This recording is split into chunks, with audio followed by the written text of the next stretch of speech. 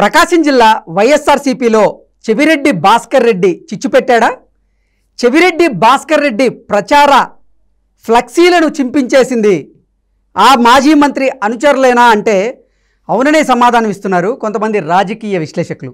ఇక ఇదే అంశానికి సంబంధించి మనతో మాట్లాడేందుకు ప్రముఖ రాజకీయ విశ్లేషకులు జగదేవ్ గారు మనతో ఉన్నారు. ఆయనతో మాట్లాడదాం. జగదేవ్ గారు నమస్తే అండి. నమస్తే అండి. జగదేవ్ గారు, చెవిరెడ్డి భాస్కర్ రెడ్డి ప్రకాశం జిల్లా వైఎస్ఆర్సీపీలో చిచ్చు పెట్టారా?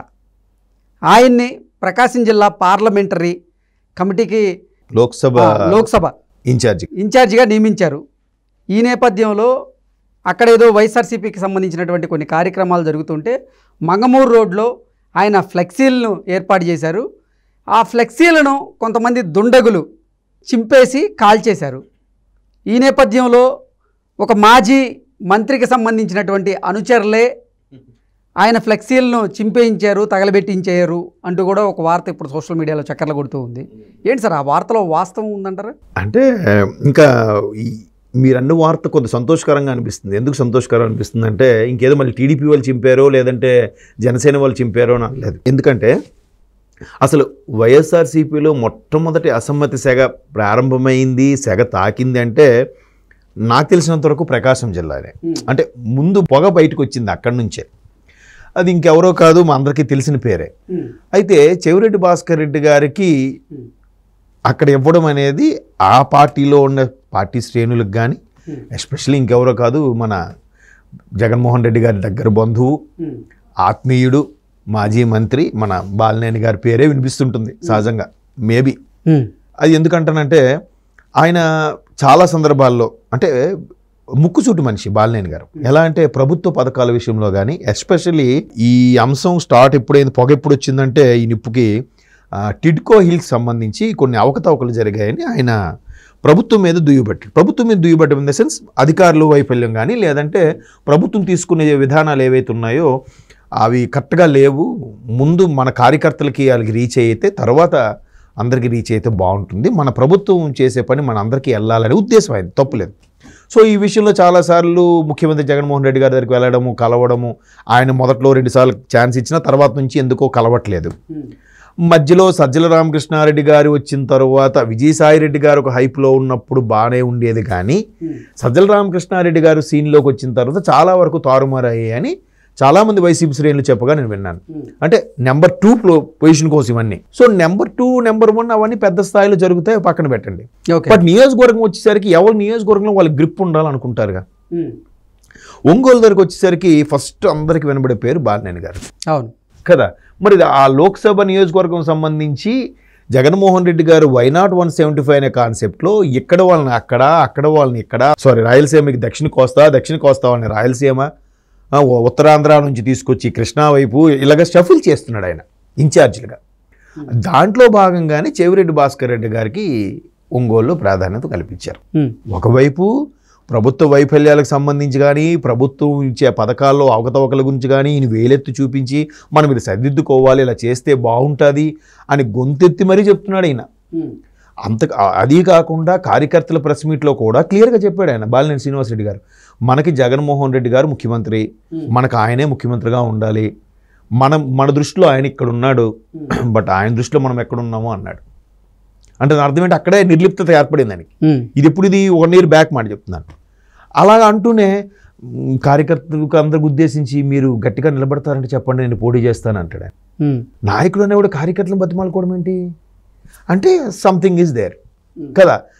సో ఈ కార్యకర్తలు అనేవాళ్ళు ఏమంటున్నారంటే లేదన్నా మీరు మీ అబ్బాయిని కూడా తీసుకురండి, ఇది సరైన సమయం కాదని కూడా చెప్పాడు ఆయన. ఎందుకు, ఇక్కడ వైసీపీ ప్రభుత్వంలో ఉండే లోకల గురించి ఆయన ఇండైరెక్ట్గా ఓపెన్ అయ్యాడు. సరే ఈయన బుజ్జగిస్తున్నారు, ఎవరో సజ్జల గారిని పంపిస్తున్నారో లేకపోతే ఇంకెవరిని పంపిస్తున్నారో రకరకాలు జరుగుతున్నాయి. ఈయన అలగడము, మాట్లాడితే సీరియస్గా హైదరాబాద్ వచ్చేయడము, 2 రోజులు ఫోన్ స్విచ్ ఆఫ్ పెట్టుకోవడము, మళ్ళీ వెళ్ళడం, ఇలా జరుగుతున్నాయి. మొన్న లాస్ట్ వీక్లో ఇలాగే వెళ్ళి తాడేపల్లి ప్యాలెస్కి వెళ్ళి మాట్లాడితే చెవిరెడ్డి ఏముండరు, మీరు చెప్పినట్టుగా అవుతుంది, మీరు చెప్తున్న అనుకున్నట్టుగానే ఎవరికి ఆ ప్లేస్ ఇవ్వాలనుకుంటే వాళ్ళకి ఇస్తామని చెప్పి ముఖ్యమంత్రి జగన్మోహన్ రెడ్డి గారు చెప్పారట. సీన్ కట్ చేసి ఈయన ఒంగోలు రీచ్ అయ్యేసరికి సీన్ మారిపోయింది, చెవిరెడ్డి గారు ఇన్ఛార్జిగా వచ్చారు. వితిన్ 6 hours సీన్ రివర్స్ అయిపోయింది. ఇంక ఈయన ఫీల్ అయ్యి మళ్ళీ హైదరాబాద్ వచ్చేసారు.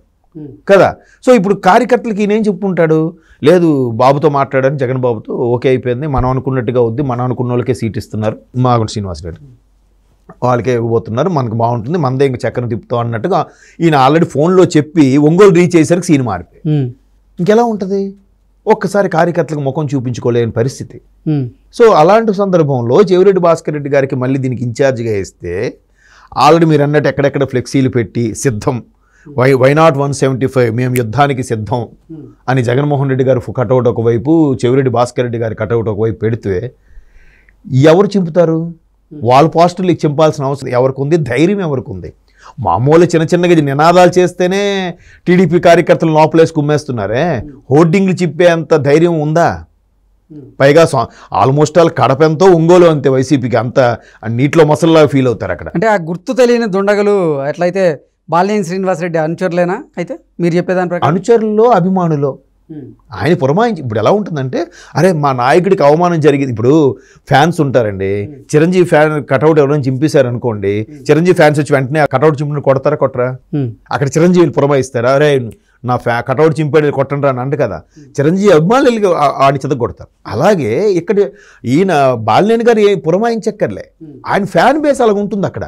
ఆ ఫ్యాన్ బేస్ వల్ల ఏమవుతుంది, ఖచ్చితంగా అయ్యే మా బాస్కి, మా నాయకుడికి అవమానం జరిగిందే, మా నాయకుడు స్టేట్మెంట్కి ప్రాధాన్యత లేకుండా పోయిందే, కుటుంబ సభ్యుడు దగ్గర బంధువు అనుకుంటున్న మా నాయకుడికి ఇలాంటి పరాభవం జరగడం అనేది కార్యకర్తలు జీర్ణించుకుపోయిండొచ్చుగా, కార్యకర్తలు జీర్ణించుకోలేక వాళ్ళే ఇలా చేసుండొచ్చుగా. సో ఖచ్చితంగా అందుకే ఇట్లా ఇంటికుంటూ లంకకి చేటు అనే సామెత అన్నట్టు ఇప్పుడు అది ఎవరు చింపారేంటనేది ఇష్యూ చేయట్లేదు. ఎందుకు చేయట్లేదు? చేస్తే మళ్ళీ ఖచ్చితంగా వైసీపీ కార్యకర్తలు దొరుకుతారు, వైసీపీ అభిమానులు దొరుకుతారు. మేబీ అక్కడ టీడీపీ వాళ్ళు ఇంకెవరు చింపారు అనుకోండి, ఇప్పటికి సీన్ పెద్ద సీన్ అయిపోయింది. ఇప్పుడు కూడా పెద్ద సీన్ అయింది కదా, అయ్యింది. బట్ ఎవరు వాళ్ళు పోలీసులు తచ్చుకుంటే ఎవరు చింపారు పట్టుకోలేరా? ఈజీ పట్టుకోగలరు. పని జరిగితే సాయంత్రంలో మొత్తం రికవర్ చేయించగలరు. కానీ ఎందుకు చేయించట్లేదు? సీన్ జరిగినా కూడా ఎందుకు చేయించట్లేదు?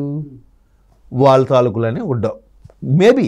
అంటే ఇప్పటికే బాలినేని శ్రీనివాసరెడ్డి గారు జగన్మోహన్ రెడ్డిని డిమాండ్ చేయడం, ఒంగోలు పార్లమెంటు నుంచి కేవలం మీరు ఎట్టి పరిస్థితుల్లో కూడా శ్రీనివాసరెడ్డికే, మాగుంట శ్రీనివాసరెడ్డికే ఇవ్వాలి, వేరే వాళ్ళని ఇస్తే నేను అక్కడ సహకరించను అంటూ ఆయన డిమాండ్ చేయడం, అలాగే జగన్మోహన్ రెడ్డి కూడా కరాఖండిగా నేను ఎట్టి పరిస్థితుల్లో మాగుంట శ్రీనివాసరెడ్డికి ఎంపీ టికెట్ ఇవ్వను ఒంగోలు నుంచి, నేను చెవిరెడ్డి భాస్కర్ రెడ్డినే నిలబోతున్నాను అంటూ ఆయన కూడా కరాఖండిగా చెప్పడం, ఆల్రెడీ సమన్వయకర్తగా ఇప్పుడు నియమించిన తర్వాత ఇటువంటి పరిణామాలు. అంటే రానున్న ఎన్నికల్లో ఒకవేళ కనుక నిజంగా చెవిరెడ్డి భాస్కర్ రెడ్డి అక్కడ ఎంపీగా పోటీ చేస్తే బాలినేని శ్రీనివాసరెడ్డి ఆయనకి సహకరించే పరిస్థితి ఉందా అంటే ఏం చెప్తారు? ఎందుకు సహకరిస్తారు? ఇప్పుడు ఒక లోక్సభ నియోజకవర్గం పరిధిలో 5-6 కనీసం 6-7 అసెంబ్లీ నియోజకవర్గాలు ఉంటాయి. ఈ 6-7 అసెంబ్లీ నియోజకవర్గాలని, అభ్యర్థుల్ని వాళ్ళందరినీ సమన్వయపరుచుకుంటూ వెళ్తేనే కదా లోక్సభ నాయకుడు అయ్యేది, లోక్సభ అభ్యర్థి మెంబర్ ఆఫ్ పార్లమెంట్ అయ్యేది. దండకి పోతు నీడకి లాగినట్టుగా ఇట్లా రెండు వేరు వెళ్తే ఎలా ఎడ్ల బండి ఎలా నడుస్తుందండి? అంటే జిల్లాలో ఉన్నటువంటి మిగతా ఎమ్మెల్యే అభ్యర్థులందరూ కూడా చెవిరెడ్డి భాస్కర్ రెడ్డి అభ్యర్థిత్వాన్ని స్వాగతిస్తున్నారు, బాగానే ఉంది. మరి కేవలం బాలినేని శ్రీనివాస్ స్వాగతిస్తున్నాను మీరు ఎలా చెప్తారు? ఆల్రెడీ వాళ్ళే ప్రెస్ మీట్ పెట్టి నిన్న చెప్పారు. అవునండి, ఎక్కడ ధిక్కార స్వరం వినిపించగలిగిన సత్తా ఉన్న ఏకైక వ్యక్తి బాలినేని గారు. మిగతా వాళ్ళు కూడా లోపల ఉందేమో, బయటకు అనట్లేదేమో. అధినేత అభిప్రాయానికి యాంటీకి వెళ్తే ప్రాబ్లం అవుతుందని వీళ్ళు బయటికి చెప్పట్లేదేమో. ఓకే, అంటే రానున్న రోజుల్లో ఇంకా చెవిరెడ్డి భాస్కర్ రెడ్డికి అక్కడ గడికాలం తప్పదంటారా? తప్పదేమో. ఎందుకంటే నిన్న మీరు నర్సరావుపేట చూడండి, నర్సరావుపేట కూడా అదే రిపీట్ అవుతుంది. అనిల్ కుమార్ యాదవ్ గారిని లోక్సభ ఇన్ఛార్జ్గా పెట్టారు. అనిల్ కుమార్ యాదవ్ గారు అక్కడ నెల్లూరులో అక్కడ పొసగలేక ఇటు వచ్చేసారు అన్నట్టుగా వార్తలు వింటున్నాము. మరోవైపు ఈయన లోకల్ నెల్లూరు ఇక్కడ నర్సరావుపేట వస్తున్నాడు ఈయన, ఇక్కడ కూడా అదే పరిస్థితి. ప్రతి నియోజకవర్గంలో కూడా ఇలాగే జరుగుతుంది. అంటే అక్కడ నర్సరావుపేటలో ఆయన్ని ఎంపీగా పోటీ చేయించబోతున్నారంటే ఒక వ్యూహంతో పోటీ చేయిస్తున్నారనేది ఒక వార్త. అదేంటంటే అక్కడ ఆ లోక్సభ పరిధిలో ఎక్కువగా యాదవుల ఓట్లు ఉన్నాయి కాబట్టి వాళ్ళ ఓట్లను కొలగొట్టేందుకే జగన్మోహన్ రెడ్డి ఆ వ్యూహాన్ని రచించాడని అభిప్రాయం. ఒప్పుకుంటాను సార్, ఒక ఊరికి రాజు ఒక ఊరికి బంటుతో సమానం అండి. ఆ ఇమేజ్ ఇది ఎంతవరకు వస్తుందండి? పైగా నేను అబ్జర్వ్ చేసిన దాంట్లో కృష్ణా గుంటూరు జిల్లాల్లో ఎస్పెషల్లీ స్థానికంగా ఉన్నోడు ప్రాధాన్యత ఇస్తాడు, కానీ ఎవరినో తీసుకొచ్చి పెడితే వీడి మా మీద పెత్తనం చలాయించేది ఏంటి, అటువంటి కూడా మేకపాటి రాజమోహన్ రెడ్డి ఎంపీగా గెలిచిన దాఖలాలు ఉన్నాయి, ఆయన నాన్ లోకలే. ఇంకొకరు కూడా గెలిచారు, ఆయన నాన్ లోకలే. సో ఆ నేపథ్యంలోనే ఇటువంటి ప్రయత్నం చేసి ఉండొచ్చు. ఇప్పుడు సమీకరణాలు వేరు, ఇప్పుడు సమీకరణాలు వేరండి.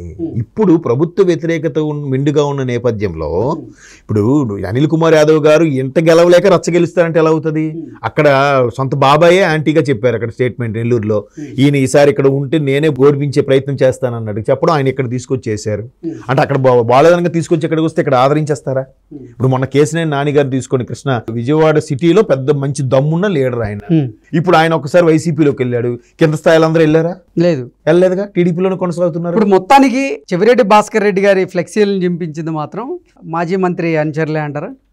ఖచ్చితంగా ఎలా అంటామండి, అభిమానులు అంటున్నారు, అనుచరులు అనట్లేదు. అనుచరులు వేరు, అభిమానులు వేరు.